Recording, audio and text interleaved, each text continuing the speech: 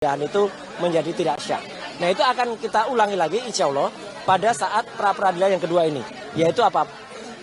Cantuman pasal 32 Undang-Undang ITE ayat 1 itu insya Allah juga tidak sah. Karena apa? Karena ada beberapa fakta di persidangan yang sudah terungkap. Yang pertama adalah ketika pada sidang pra-per yang pertama, itu jelas betul. Keterangan dari ahli waktu itu, maaf saya sebut namanya Pak Aristo Pangaribuan, itu malah menyatakan penangkapan, penggeledahan, dan kemudian penahanan itu cacat formil. Hal yang mirip sebenarnya terjadi juga kemarin. Ya, ahli yang dihadirkan, kalau saya tidak salah namanya Profesor siapa Effendi, ya dari Universitas Riau, itu tidak tahu menahu soal Undang-Undang ITE. Dan tidak tahu mana bedanya dokumen elektronik, termasuk bahwa dokumen elektronik itu harus bisa diakses. Tidak hanya sekedar dicetak. Dia sama sekali tidak tahu. Bahkan dibacakan beberapa putusan MA oleh kuasa hukum kami, salah satu Mas Gafur Tanghaji. Dia berkata belum membaca.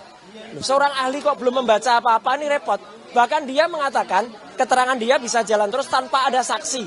Ini fatal banget.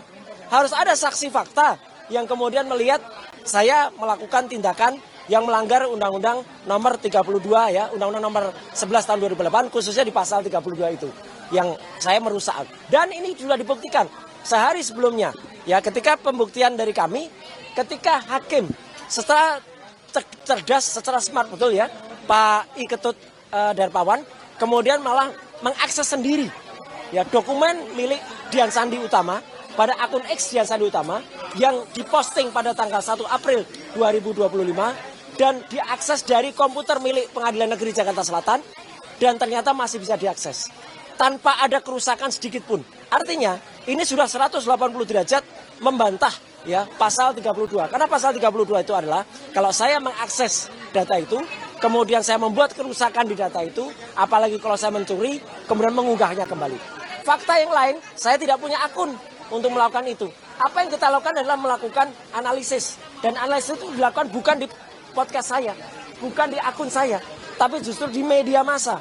Ya, milik televisi, yaitu harusnya juga diperiksanya kena dengan harus melewati undang-undang pokok pers dulu. Atau misalnya undang-undang penyiaran terlebih dahulu. Nah, yang terakhir yang ingin saya sampaikan, satu fakta menarik, saya juga sudah bersama dengan Mas Gafur, kita juga meneliti, alhamdulillah kami sudah membaca berkas-berkas yang kami terima secara resmi, berkas dakwaannya, dan di situ sudah ada keterangan dari Dian Sandi juga ya yang sempat diambilkan. Dan ternyata, nah ini yang menarik, di situ terungkap bahwa Dian Sandi bukan satu-satunya yang mengupload itu. Dian Sandi bukan satu-satunya yang mengupload ijazahnya Jokowi. Ya, kalau itu tidak diakui oleh Jokowi, berarti sebenarnya itu adalah ijazah yang sudah diumbar ke publik. Ada 4 sebenarnya, tapi yang lain men-take down. Tinggal punyanya Dian Sandi. Dan Jokowi tidak pernah melakukan show atau tidak pernah menggugat Dian Sandi. Meskipun kabarnya Dian Sandi sowan ke Jokowi memohon maaf. Mohon maaf dalam Undang-Undang ITE itu tetap tidak mengurangi pasalnya. Mau dia mohon maaf, mau dia kemudian mengklarifikasi, tetap namanya mencuri. Ibaratnya mencuri. Saya mencuri data dari Bang Gafur. Saya minta maaf, tapi kan datanya sudah sempat di saya. Sudah sempat juga mungkin disebar ke orang. Sudah sempat ada banyak mendownload. Dan per hari ini, Dian Sandi itu sudah di-download atau sudah unduh sebanyak hampir 9 juta. Jadi artinya, kenapa ada memilih satu orang di antara 9 juta itu, yang kemudian saya pun bisa dibuktikan, tidak ada akses saya langsung terhadap datanya Dian Sandi. Karena saya nggak punya akun. Saya nggak punya akun X. Saya hanya menyatakan itu dari media massa. Orang yang membaca melalui media massa, dan apalagi itu adalah data publik sesuai dengan apa yang sudah disampaikan penelitian oleh Pak Bonatua dan kawan-kawan, termasuk juga Bon Jovi. Jadi artinya dengan adanya fakta-fakta ini, termasuk fakta-fakta persidangan ahli dan tidak ada saksi di pra-peradilan yang kedua, kami mohonkan kepada hakim tunggal itu untuk menggunakan benar-benar pikiran dan kebijakannya, karena hakim itu kalau sudah menyampaikan putusan itu adalah putusan yang harus diikuti oleh semua pihak. Dan moga-moga itu akan menjadi keputusan yang terbaik pada hari Senin tanggal 20 Juli tahun 2026 jam 1 siang. Dan sedikit saya tambahkan, kami juga sudah kemarin, kami sudah masukkan pada hari Kamis permohonan pra-peradilan yang ketiga.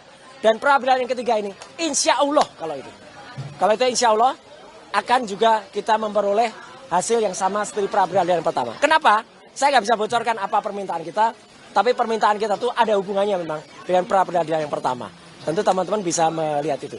Jadi moga-moga kasus ini segera bisa kita menangkan dengan baik dan tidak perlu ada pengganggu-pengganggu lagi, ya. Pengganggu yang kemudian merecokin sidang ini, termasuk seperti sidang pertama, ada penyusup yang datang. Kemudian tidak perlu lagi ada orang yang ikut.